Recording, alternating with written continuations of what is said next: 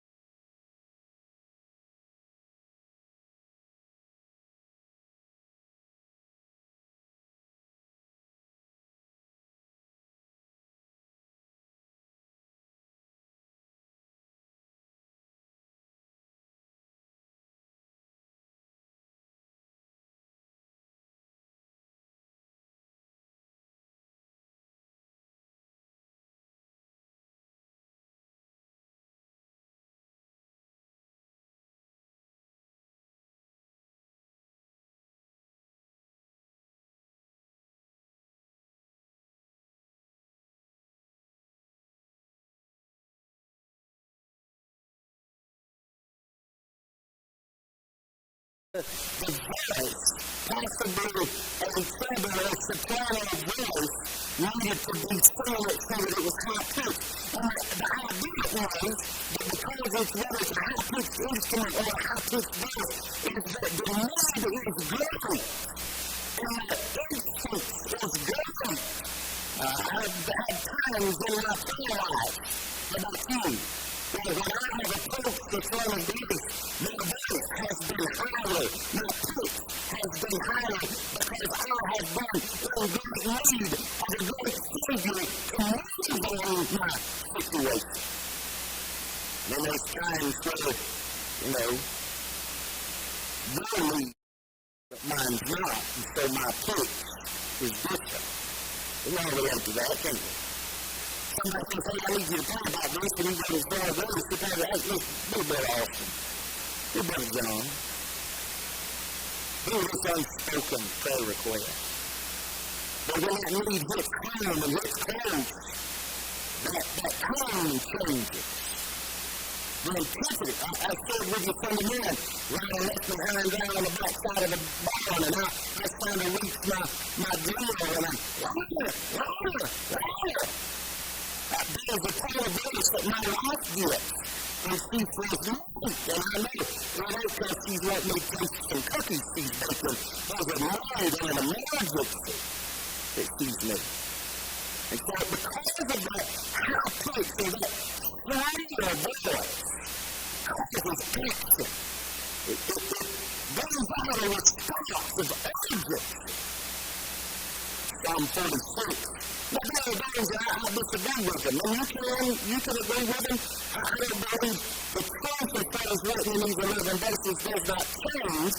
I believe that the occasion makes the impact a little different. But there are those that are saying, well, this is written in a time when everything is good, everything is happy, and everything is wonderful. And that's why it is for God is our refuge and our strength. I'm going to tell you something. That's not what I mean. And that's not what I see. What I see in verse 2 and verse 3 is that there is a speaking of everything around the earth that holds on to some faith. I think one author said that this song could be called the Song of Holy Confidence. One author said that we ought to call it Luther's Psalm, and he's referring to Martin Luther, who is the one who nailed the 95 Thesis onto the chapel door and started the Reformation. But when times of darkness and disheartening and be so heavy on him, he would often say, let's sing the 46th Psalm. He would put words to. I think I would like to say this tonight, that there's some things that I want us to focus on. Notice with me in verse 1, God is. Verse 5, God is. Verse 7 and verse 11, the Lord of hosts is. The God of Jacob is. There is power when you and I are in the midst of turmoil, trouble, and chaos to know that God is sometimes. And you don't know exactly how things are going to pan out, but you know God is. Notice what he said. He says God in verse 1 is our refuge. Now some talk about it being a place of refuge or a shelter. The word is also translated as hope. It's also trust. God is our place of refuge. God is our shelter. God is our hope. God is what we trust. As you look here at this picture and you see that little bird that is inside of that cliff in that rock, a storm is brewing. The rain is rolling. That little bird's on that nest. Tonight it's got a place of refuge. Tonight we started in the effort. There is something about being in the effort. I don't know you can pray in your car, you can pray at the home, you can have your prayer closet at the house, but there's something special about getting in the altar. There's some times that I've got in the river and I'm right in the city position and not heard. But not right in the altar because it's a safe place. It's a safe to it. There's something that can happen in Alaska that can't happen anywhere.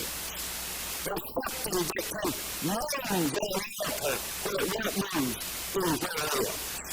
I know I told you the story, but one of the first trips I ever made to Houston, Jamaica, and I was on the water, hanging out, and the reason I was running in the water is because I was really upset for sure that God had made a mistake sending me down there in the about 30 minutes in, this lady comes to me and says, why do you get that on your face in that concrete? And right there at the boat, and I said, ma'am, there's something about an altar that will alter your situation if you'll let it. And on that Thursday night, she broke in around and got down on the altar. When she got up, she said, preacher, you're right. She said there's something a whole lot more different about being on their face in that altar than there is sitting in that pew and talking to Jesus. She said, I'm not sure what there is different about it, but it is different. Amen. And God is our refuge. He is our place of shelter. But in God, He's my hope. How about you? I mean, we've come to different needs, different battles, different burdens, different things going on in our life. But our hope is restored in us in Jesus Christ. The hope of the community is not another status, it's not a different law, it's not any different. The hope of which you claim is Jesus Christ. The hope of North Carolina is Jesus Christ. The hope of the United States is Jesus Christ. The hope of the world is Jesus Christ. And I'm glad that God is my hope. There's been times in my life where I have said the only, and I didn't mean it in any kind of derogatory way or demeaning way, but I've said my hope, my only hope, is in that God can do something. I'm glad to know that I don't only have a God that can do something, but I have a God who will do something. God is my refuge. He is my place of shelter. He is my hope. He's what I can trust in.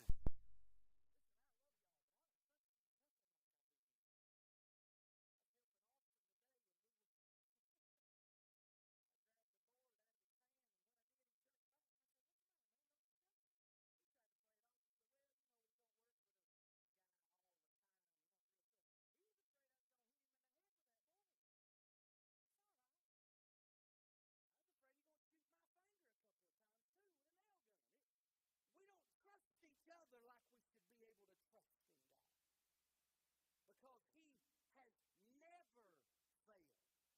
Because He has never failed. He has never been unfaithful. He has never not come through.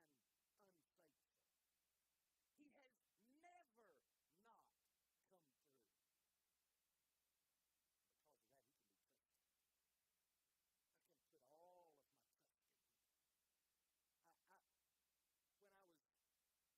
can be trusted. I can put all of my trust in Him. When I was wanting to find something that was a picture of peace in the middle of chaos, I found the story about the artist who drew this. And I'm going to be honest, for probably a good 30 minutes, I didn't read the verses in Psalm 46. I didn't read in depth, but I don't know what the rest of them, all of them painted, because I just stared at that bird on that nest. And I thought about refuge, shelter, hope, and trust. And I thought, that little bird has got all of the trust in that rock, that nothing around that rock is going to be able to crumble that rock. Nothing around what's going on around that bird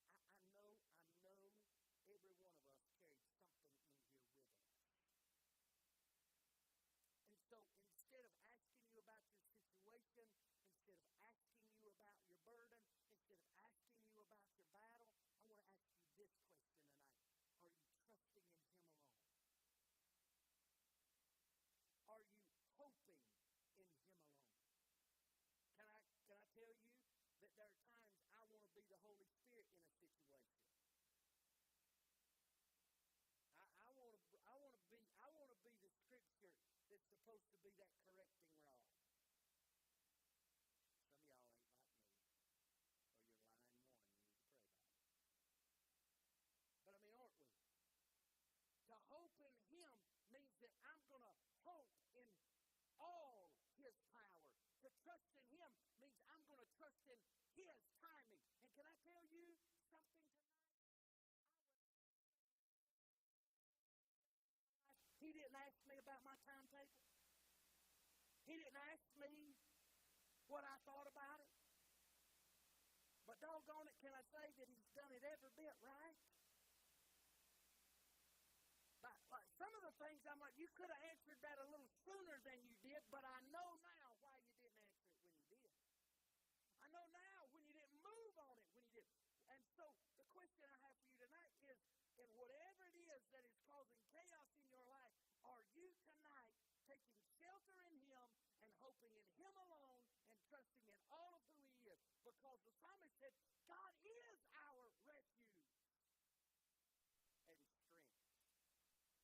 That word just means power and strength. Notice what he says, a very present help in trouble. It means, a very present means that one that is well proved and one that is close. Well, that's what I need. I need some close, good help.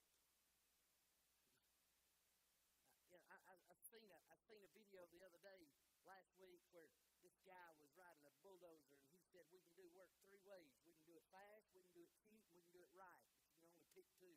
Hey, I don't want close, bad help. Amen? I want close, good help.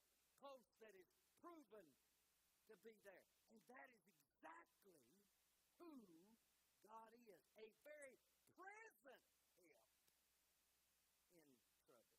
Can I talk to you about the word help for just a few minutes? The word help just means someone who comes along the side. But Strong's uses this word, and I don't even know if I'm going to say it right. I can spell it to you, but I don't know if I'm going to say it right. The word is succor. S-U-C-C-O-U-R. My uneducated redneck self didn't understand what that meant, and so I had to look it up. And so I looked it up in the Noah Webster 1828 dictionary, and listen to this. It literally means to run to or run to support. It means to help or relieve when in difficulty, want or distress. To assist and deliver from suffering. As to secure a besieged city or secure prisoner. Can I say that again? Literally, to run to, support, to help, or deliver when in difficulty, want, or distress. And the psalmist, chaos going on around him. Chaos shaking the foundation around him. Waters troubled and roaring, mountains shaking and being carried off into the midst of the sea. And he says that God is a very present help in my trouble. He's a very present help when I am in need of Him. He is close by when I need Him. He is there when I need Him. He is close when I need Him. He is my place of shelter when I need Him. The psalmist said, one writer said this, nothing epitomizes strength like a fortress as depicted in Psalm 46, an impressive bulwark of protection, a refuge where we can hide and not be afraid. Hallelujah. And not only is He a place where I'm running to, but hallelujah, He's running to me. I don't know if y'all remember, but I told you the story. I got caught on the mountain behind my mom and daddy's house when I was a boy, squirrel hunting and didn't have a flashlight. And I was trying my best to get to my mom and daddy's house, but the rule was if you wasn't home 30 minutes after dark, Dad was coming looking for you. This was before we had walkie-talkies. We didn't have walkie-talkies at my house. This was before Verizon was, hey, can you hear me now? And so all Dad knew was that I had hit that old wagon road behind the house and went squirrel hunting. And so as I was coming through the woods, I could see a light coming back through the woods. And I stopped. And I could hear my dad's voice pierce to the darkness. Nate, is that you? My little 10-year-old self. Yeah, Dad, it's me. Don't you move, son. I'm coming to you. When we met in that log road, he hugged me, and I held on to him. I didn't tell him till years later that I was scared to death, wondering if I was just having to guess whether or not I was headed in the right direction. I was headed through those woods trying to get home, and he was, what are you saying? I was running home, and home was running to meet me. I'm glad when I'm in the midst of chaos, if I start pointing my compass towards my home and towards my help's coming towards me. He's running to me when I'm in distress. He's running to me when I'm in want. He wants to help me as much as I want help. And then the word trouble. Very present help in time of trouble. Help in trouble. The word trouble means distress, anguish against adversity, or in tribulation.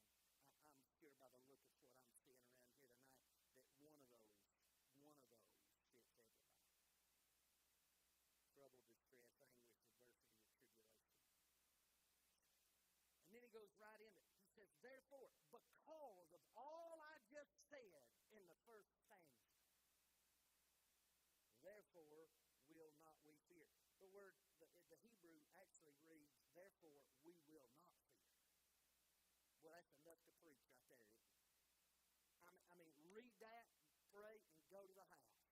If God is my refuge, if He is my strength, if He is a very present help in time of trouble, because of that, I don't need to fear. And the word fear means to be afraid, to have panic in our life. Boy, don't we panic, though? Things end up blowing up, and things don't go right, and we hit the panic button. God's just like, did you catch me by surprise? I saw this coming. I got grace for you. I got a place for you to run. I've got a refuge. I've got all you need.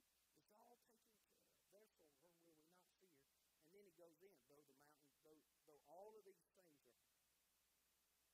are earth removed, mountains carried away in the sea, waters roaring, mountains shaking. And there is a river of strength. There's a river, the streams whereof shall make glad the city of God, the holy place, the tabernacles of the Most High.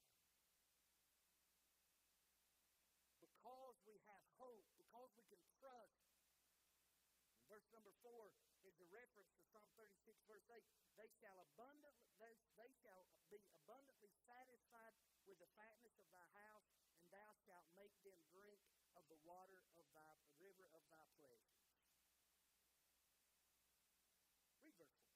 There is a river. Listen, I want you to know, I'm glad you're here tonight. You needed to be here tonight. There's about 130 other people that needed to be in here tonight. And you know why? As the pastor of this church, as a man who is in a community that other people know that I'm a pastor, I deal with people on a constant basis that are in distress, anguish, need deliverance, need help, need hope, need a place of shelter, need a place of refuge. And it's a funny thing to me, that out of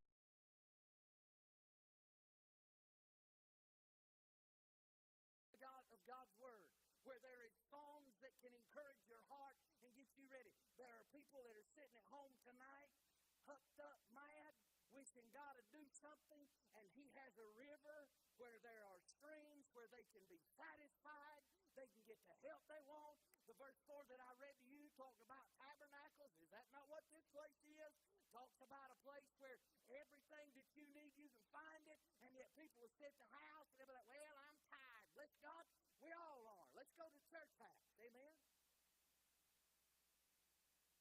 I'd say there's at least 15 people every Sunday that fall asleep while I'm preaching. I'm hoping some of it gets in there by osmosis. Amen? But I want to say this. I would rather those people come to church and fall asleep and possibly get woke up by the Spirit of God and get help, because you can't get it unless you make the effort to get here. Now, I know that I ain't advocating for anybody to come in here and go to sleep. People start bringing their pillows and their blankets, we're going to have to start having somebody check them at the door. Amen? I had a man tell me one time, he said anybody that can go to sleep with you preaching could go to sleep in a nitroglycerin factory with an elephant walking through it. Because he said, you never know when you're going to stomp, slap, yell, or walk by you running. He said, go by you running and a hollering. He said, I can't go to sleep. You make me too nervous. Well, good. Listen to me while you're awake. Amen? But there is a place. He's talking about the presence of God. We need to get into the presence of God. Where is the one place you ought to know you can get in the presence of God? It ought to be the church house. It ought to be a meeting house where we come together and we come to worship together and we desire to worship together and we sing songs of God and we hear the word preached and we grow together and we grow towards Him. Hallelujah. Wouldn't it be something for us to just get close to the river? I had a man, he always used to come and sit on the very front when I would preach meetings, and I was like, brother, you make me nervous sitting on the front pew. I mean, sometimes he'd jump, he'd shout, clap his hands. He made me nervous. It's all right for me to be that way, but somebody out there gets that way, it's used to it sometimes. I said, bro, why do you sit on the front? He said, son, I want close to the spout where the glory comes out. Amen. Wouldn't it be something if our desire was to get that close and to be right that close?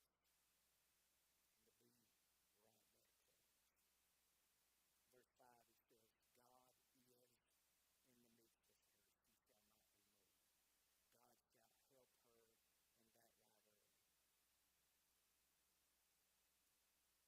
not be moved. God shall help her in that right early. He's in the midst. He's talking about letting His presence be known. I'm glad for the last few Wednesday nights where God's just moved in and just let us know I'm here. I'm glad for those Sunday mornings when He just kind of sweeps by and lets us know that He's here.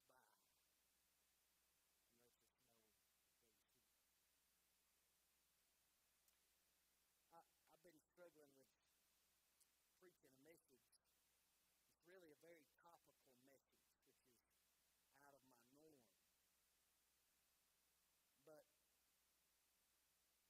But there are two animals on planet Earth that just strike awe in me.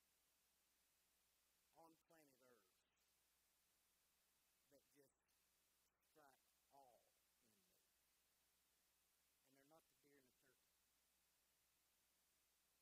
But it's an eagle and a lion. I love a balding.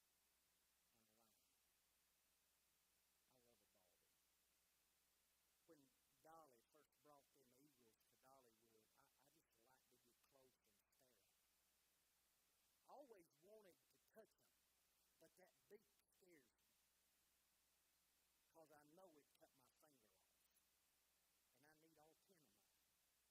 I don't need them big old birds to be using one for a snack. But they're beautiful. They're regal. That look on their face says, don't mess with me. I'll take you higher than you've ever wanted to go, and I'll drop you and watch you fall. I mean, it's love. The other one is a lion. I love lions.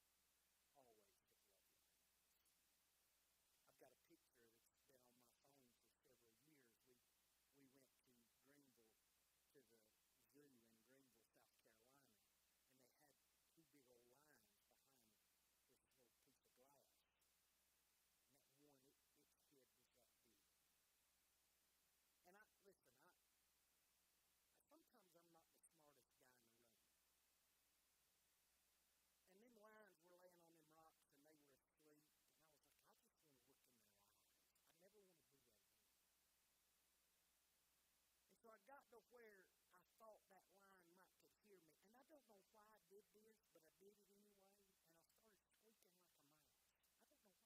I don't know why I did that. I really don't know why I did that.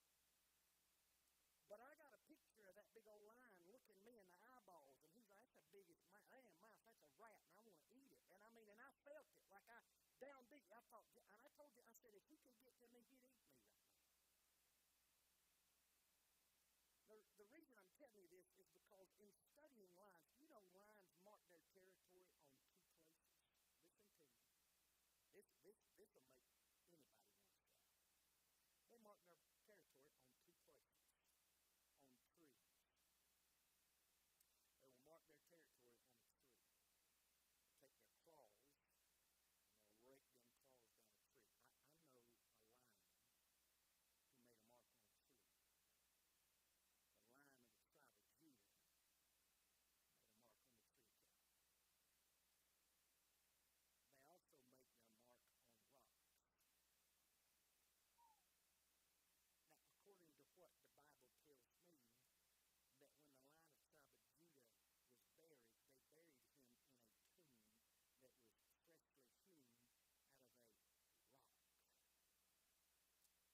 hewn out of a rock. And when he come out, I wasn't there. But I can't help but think he didn't take his hand as he walked out. Well, why did he do that? To let death and hell know this is my territory. Now listen.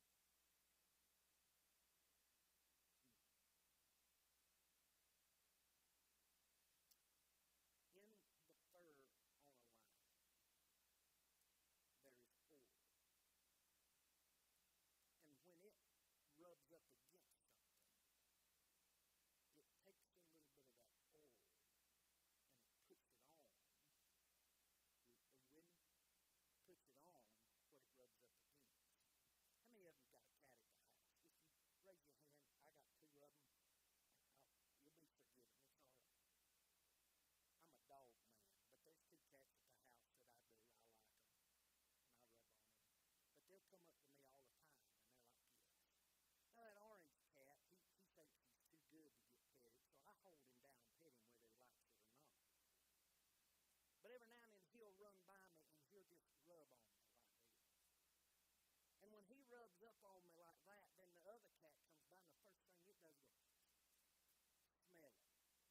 And what it's smelling is that other cat has been there.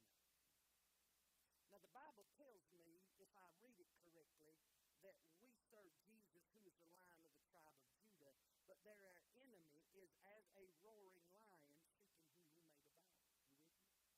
You with me? I don't know how I got derailed on this exactly, but I'm going to finish it because it'll help you, all right? When he comes by and you get in his presence and the Holy Spirit touches you and encourages you, you know what I'm talking about. You're in one of them services where even the people that don't like to clap, and the people that don't like to cry, and the people that like to sit still have to stand up. And sometimes you don't even recognize what you're doing because why? You get in his presence and it makes you do something. People that don't normally shout will shout. People that don't normally say amen will say amen. And the ones that normally get that way get beside themselves sometimes. You know what he's doing? He's rubbing up on you just a little bit to let you know, I'm here. I see you. And you know what happens when you leave in that kind of state? That old roaring lion seeking whom he may devour comes by you and he goes, uh-oh. I recognize that. The Lion of the tribe of Judah has already come by here. Now you said, preacher, I don't know if that's any truth or not. Did I not just say that the fur of that lion holds oil, and oil is a symbol of the Holy Spirit? And so when he saved you, he imparted some of himself onto you. So Christian, when the adversity comes and the adversary comes and the difficulties come, get into that place of refuge. Get into that place where you can get in his presence love on you and rub on you. So when you and I go back out there in this war we are in, then the enemy goes, I know who that one belongs to. That territory's done been marked. He doesn't give a little bit of himself on it. If you don't want to get excited about that, excites me. Amen? I may never, I hope, can I say this? I hope, unless it's at Ringling Brothers and Barnum and Bailey Circus, I hope there is never an African lion gets close enough to rub up on me so that there is actually some oil from its fur. But I want you to know I want bathed in the oil of the Lion of the tribe of Judah. I want him all over me. So when I wake up in the morning, my enemy knows that I have been in his presence. Verse number 6. Now wait a minute, and that right early, I want to deal with that. God shall help her, and that right early. What he's saying here is he's going to help her when the morning comes. What does that mean? That means your night time's not going to last forever. Hallelujah. I am glad that we serve a God that can give us songs in the night, according to the book of Job. But I am also glad for those morning sunrise songbirds that sing praises to his name. And I am glad that when the morning comes, that he is coming to help you and I. I saw a phrase underneath a sunrise picture with a cowboy on the back of a horse one time that said, as sure as the sun rises, he is coming for us. Glory to his name tonight. I'm glad that as soon, as sure as the sun's going to come up on Thursday morning, February the 26th, 2026, that Jesus is going to come and help you and I. His compassion fail not. His mercies are new every morning. Verse 7, verse 6. The earth is at war. He said, the heathen raged, the kingdoms were moved. He uttered his voice, the earth melted. The Lord of hosts is with us. The Lord of hosts is actually denotes that God is creator and he is our warrior. Not only can he create, but I am glad that he can go to war for us. Amen. If you'll remember 2 Chronicles chapter 20, Jehoshaphat's scared because there's a great multitude coming against him, and there's a battle coming like you've never seen before. The enemy's great, and the Bible says that the prophet, the Spirit of God fell upon the man named Jehaziel, and what did he tell him? Be not afraid, neither be thou dismayed. This battle is not yours, it is the Lord. Hallelujah. 2 Chronicles 13:12 says, behold, God himself is with us for our captain. And his priests with sounding trumpets to cry alarm against you, O children of Israel, fight ye not against the Lord of your father, Lord God of your fathers, for ye shall not prosper. Behold, God himself is with us for our captain. I don't know about you, but I'm glad I got a captain to fight. Amen. Verse 8. Come, behold the works of the Lord, what desolations he hath made, and maketh wars to cease unto the end of the earth. He breaks the bow, cutteth the spear asunder, he burns the chariot in fire. Verse 8, we see that we have an invitation to see all that God has done, how majestic and how powerful he is. Verse 9, he stops conflicts, he destroys the weapons that are formed against us, and he stops the pursuit of the enemy. Isaiah 54:17 says this, no weapon that is formed against thee shall prosper, and every tongue that shall rise against thee in judgment thou shalt condemn. This is the heritage of the servants of the Lord, and their righteousness is of me, saith the Lord. No weapon that is formed against thee shall prosper. Didn't say they wouldn't come. He said it wouldn't prosper. Hallelujah. You with me? I'm almost done. I'm trying real hard. What time is it? Oh, I'm 5 minutes past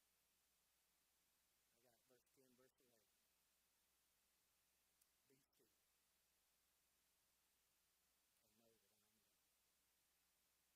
Be still. And know that I am God. Be still. The word actually means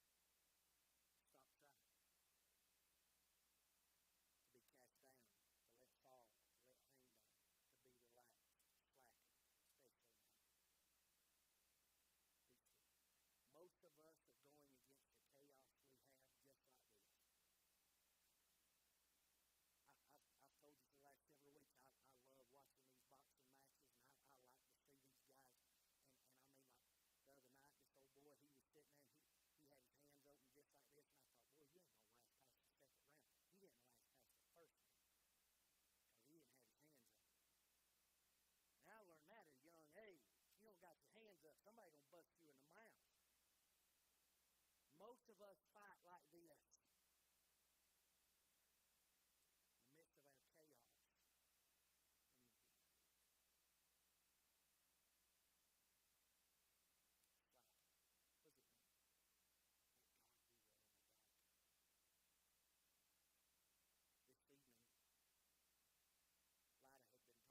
Lida had been talking for 2 days about wanting to fly a drone she got for Christmas.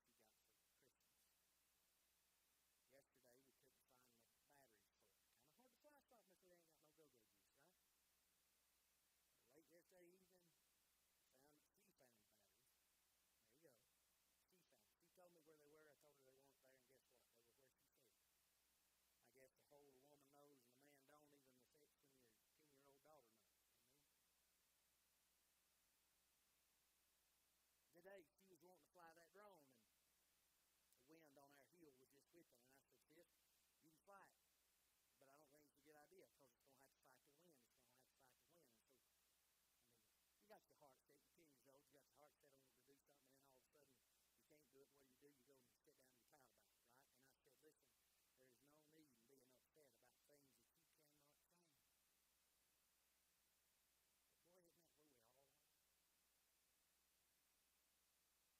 And I said, listen, there is no need in being upset about things that you cannot change. But boy, isn't that where we all are? Tense, distressed, anxious about things we cannot change. Things that are beyond our control.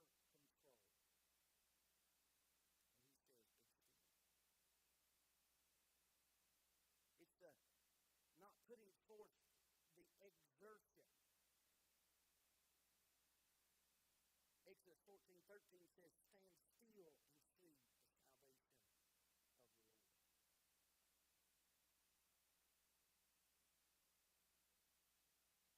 Now, I'm not saying that there's some things that there's not some sort of human responsibility. I'm not negating that. But sometimes I think we try to fight the battles instead of letting God. Sometimes we try to fix it without letting Him fix it. Instead of happen. Unlisten. I told you the story over and over and over again. The girls continuously bring me necklaces that are wadded up, knotted up, and they lay it down in front of me, and then they walk off. And they trust me. Lida's convinced if I can put duct tape around it or dip it in super glue, I can fix anything she does. Why do we have that kind of confidence in our God? Who took a broken relationship and fellowship between me, you, and a holy God and fixed it. He's taken wasted lives that we all could say we wasted chasing, and He's restored us to being in a church house tonight, serving Him, praying for Him, loving Him, doing things for Him. Why? Because He restored what was broken. Be still.